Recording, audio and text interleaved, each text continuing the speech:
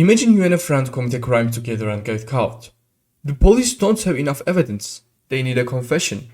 They separate you without letting you to talk to each other and integrate you one by one, asking both of you to confess individually. But they also have an offer. If you both confess, you will each get only 2 years in prison. If you both choose to stay silent, you will get 1 year each. But there is another option. If you confess while your friends stay silent, you walk free with no punishment, while your friends get 3 years in prison. Of course, the same offer is made to your friend. Keep in mind, you can't communicate with each other during this entire process. Now, here's my question. What would you do? We will discuss later in the video whether what is the optimal answer to this question, or if an optimal answer even exists. But for now, let's talk about why this dilemma even matters. From the simplest human interaction to complex diplomatic relations between states, all forms of human connection resemble a game, much like a chess, where moves and the probabilities they create shape the outcome. Controlling the result of this game depends on analyzing possibilities well and making the right moves. If the person in front of us is someone we have spoken to many times, worked with, or even argued with before, we can more or less predict how our next interaction will go and how we should act. But what happens when we are dealing with someone we have never met before? Someone we can't make any assumptions about? Or in situations like international relationships, where acting on assumptions carries enormous risks. How do we manage the game then? Welcome to Game Theory, a Nobel Prize winning theory that explains everything from mutual interactions and one-on-one relationships to even the evolution of living beings. Don't worry, it's actually quite simple, at least the part we are interested in. Now, let's look at a different version of prisoner's dilemma I described earlier. This is us, and this is our opponent. If we both choose to cooperate, we each earn 2 gold. If one of us drops the coin while the other chooses to betray, the betrayer gets 3 gold, and the one who dropped the coin loses 1 gold. If we both betray, then we both walk away empty-handed. We don't know our opponent, we have no assumptions, and we cannot communicate. Our only goal to walk away with more gold than our opponent. Let's see what happens. Let's start with cooperation. Nice, they cooperated too. Now let's try cheating and double our gold. Great, he buy it. Let's cheat again. Oh, this time they played safe. I wonder if they will cooperate now. Nope, that makes sense. We broke their trust. Maybe we have recovered it by now. Let's try cooperating again. Nice, they forgive us. We ended the draw. New opponent. Let's open with a cooperation again. Oh, they cheated. Seems like a cautious player. Maybe after seeing we drop a gold, they will trust us, so let's try cooperate again. They cheated again. We are falling behind. Better cut our losses, maybe this time they will drop the coin and we can cheat. Nope, looks like this person has no intention of cooperating, no matter what we try. Another new opponent. Let's try starting with cooperation again. Nice, they accepted, so let's cooperate again. 2 rounds of cooperation, maybe we can cheat now.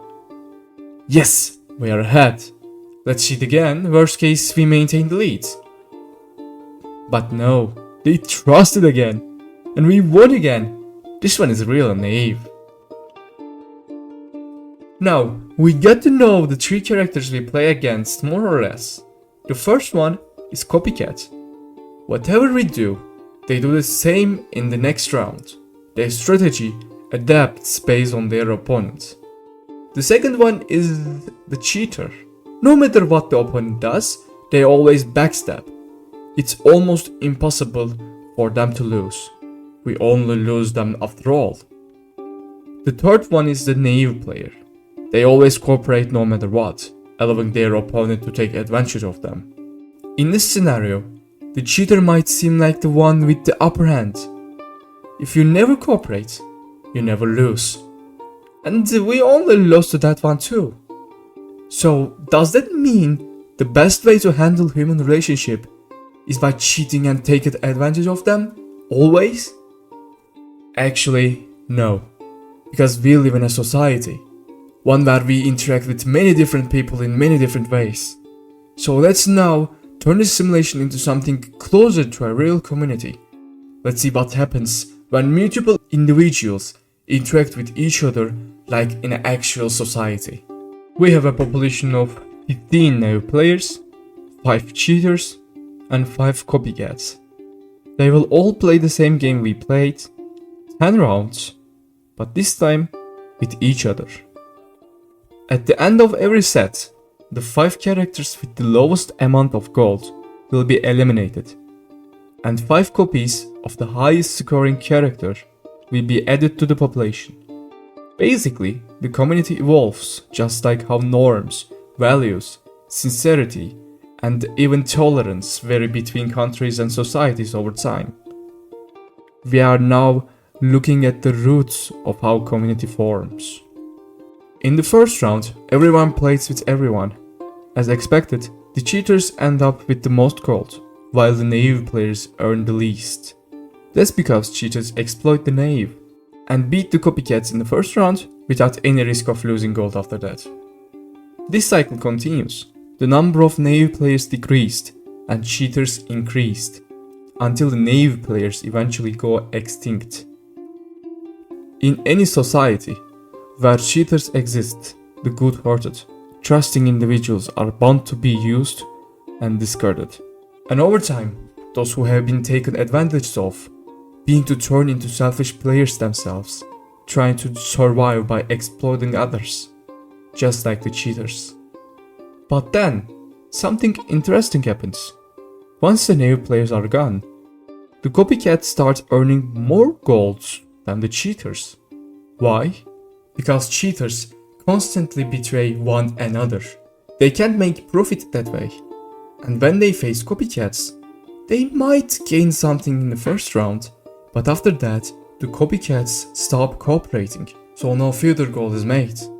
Meanwhile, the copycats cooperate with each other in every round, and that brings consistent, mutual profit. So being someone who is willing to cooperate, but who also stand up for themselves when betrayed, turns out to be the best strategy. Or not quite.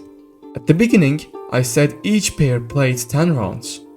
Now let's reduce that to just 3. This time, the cooperation between copycats isn't strong enough to give them the edge. When there is not enough time for collaboration to pay off, cheaters begin to dominate again. In other words, when cooperation doesn't produce quick enough results, a group, even a well-meaning one, fails to hold off the cheaters in society.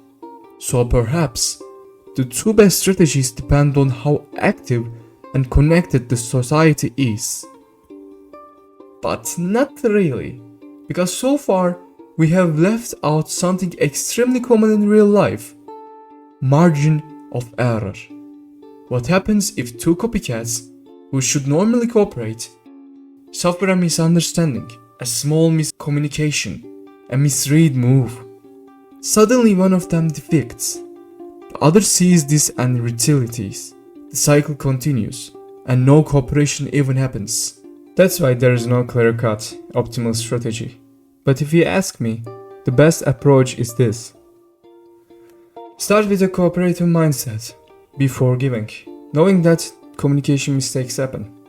But once it becomes clear that the other side is either deliberately cheating or constantly unreliable, stop cooperating.